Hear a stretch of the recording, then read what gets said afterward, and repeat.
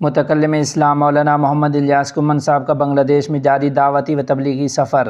تفصیلات کے مطابق متکلم اسلام مولانا محمد الیاس کھمن کے 6 نومبر سے شروع ہونے والے بنگلہ دیش کے اس علمی اور اصلاحی سفر میں مولانا موصوف نے مختلف شہروں، مدارس اور علمی اداروں میں اپنی تعلیم و بصیرت سے عوام و علماء کے دل روشن کیے ہیں۔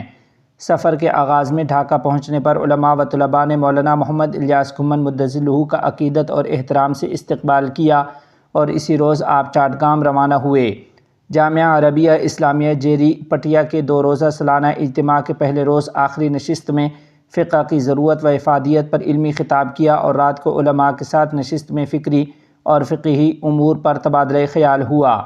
جمعۃ المبارک 7 نومبر کو جامعہ عربیہ اسلامیہ جیریہ کے 2 روزہ سالانہ اجتماع کے دوسرے روز مولانا محمد الیاس کھمن صاحب نے خطبہ جمعہ میں امام اعظم ابو حنیفہ رحمہ اللہ کے مقام و مرتبہ پر روشنی ڈالی اور فقہ حنفی کی بنیادوں پر مفصل گفتگو فرمائی۔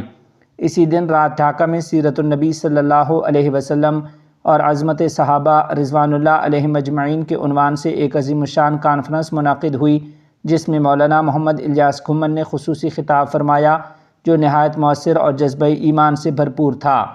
8 نومبر کو قومی علماء کانفرنس میں مولانا محمد الیاس کھمن نے مہمان خصوصی کی حیثیت سے شرکت کی اور عصمت انبیاء اکرام علیہم السلام، عظمت صحابہ رضی اللہ تعالی عنہم اور علماء دیوبند رحمہم اللہ کی خدمات کے عنوان پر مفصل خطاب کیا۔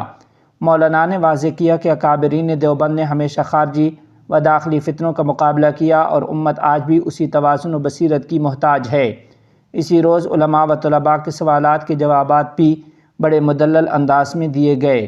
9 نومبر کو چٹاگانگ جامعہ اسلامیہ عبیدیہ نانوپور میں حضرت نے داعی کی 3 بنیادی ضرورتیں کے عنوان پر خطاب فرمایا، دعوت و تبلیغ کے بنیادی اصول واضح کیے اور کہا کہ داعی کو پہلے خود پیغام سمجھنا چاہیے، وسائل فراہم کرنے چاہیے اور حق گوئی کے حوصلے کے ساتھ آگے بڑھنا چاہیے۔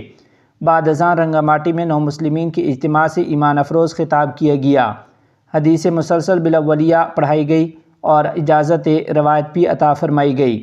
10 نومبر کو صبح 8 بجے رہائش گاہ سے 2 گاڑیوں پر مشتمل قافلہ تحفظ ختم نبوت کانفرنس میں شرکت کے لیے نوباب گنج ڈھاکہ کی طرف روانہ ہوا۔ راستے میں جامعہ محمودیہ نوباب گنج پر ناشتہ اور علماء سے ملاقات ہوئی۔ ڈی ایم کالج نوباب گنج پہنچنے پر عقیدہ ختم نبوت کے نعروں سے فضا گونج اٹھی۔ نوجوان موٹر سائیکلوں پر جلوس کی شکل میں آگے بڑھ رہے تھے اور چھتوں پر کھڑے لوگ بھی انہی نعروں کا جواب دے رہے تھے۔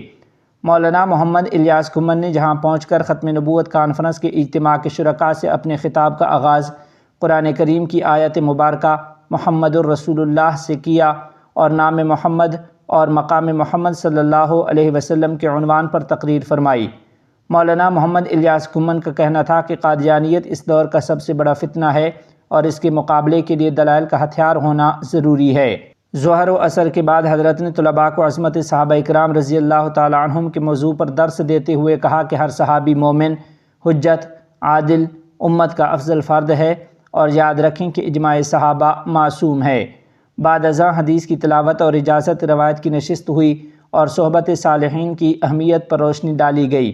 رات کو رہائش گاہ پر دسترخوان سجایا گیا جہاں دیسی کھانے اور لذیذ پکوان پیش کیے گئے۔ 11 نومبر کو صبح 10 بجے ڈھاکہ سے گوپال گنج کی جانب قافلہ روانہ ہوا جس میں 2 گاڑیاں اور 10 افراد شامل تھے۔ مدرسہ سے 5 کلومیٹر پہلے ہی نوجوان علماء اکرام موٹر سائیکلوں پر استقبال کے لیے موجود تھے اور راستے کے دونوں کناروں سے مرحبا مرحبا متکلم اسلام مرحبا جیسے بلند نعروں کی گونج سنائی دے رہی تھی۔ گوپال گنج پہنچنے پر سفید لباس میں ملبوس اساتذہ و طلباء قطار میں کھڑے ہو کر حضرت کا پرتپاک استقبال کر رہے تھے۔ نماز ظہر کے بعد مولانا محمد الیاس کھمن صاحب مسجد میں تشریف لے گئے جہاں تقریباً 4000 علماء و طلباء نے سورہ العصر کی تفسیر سنی۔ بعد ازاں دارالحدیث میں حدیث کی تلاوت اور اجازت روایت کی خصوصی نشست ہوئی۔ نماز عصر کے بعد حضرت مولانا محمد الیاس کھمن مدظلہ اشرف المدارس ستی گھاتا صدر جسر روانہ ہوئے اور وہاں دارالحدیث میں اصول حدیث و فقہ میں احناف کے منہج پر علمی سبق ارشاد فرمایا۔ نماز عشاء کے بعد جیسور میں عام مجمع سے عبادت کی حقیقت کے موضوع پر ایمان افروز خطاب کیا گیا۔ مولانا محمد الیاس کھمن نے واضح کیا کہ عبادت محض نماز روزے کا نہیں بلکہ ادائے پیغمبر صلی اللہ علیہ وسلم کا نام ہے اور تخلیق انسان کے مقصد پر حکیمانہ گفتگو فرمائی۔ ناظرین و سامعین، آپ کو بتاتے چلیں کہ یہ دعوتی و تبلیغی دورہ ابھی جاری ہے۔ مزید شہروں، جامعات اور مدارس میں خطابات، ملاقاتیں اور اصلاحی نشستیں طے ہیں۔ یاد رہے کہ یہ سفر بنگلہ دیش کے علمی و فکری ماحول میں نئی روح پھونک رہا ہے اور عوام و علماء کے دلوں میں عقیدہ صحیحہ، علم نافع اور محبت رسول صلی اللہ علیہ وسلم کی تجدید کا سبب بن رہا ہے۔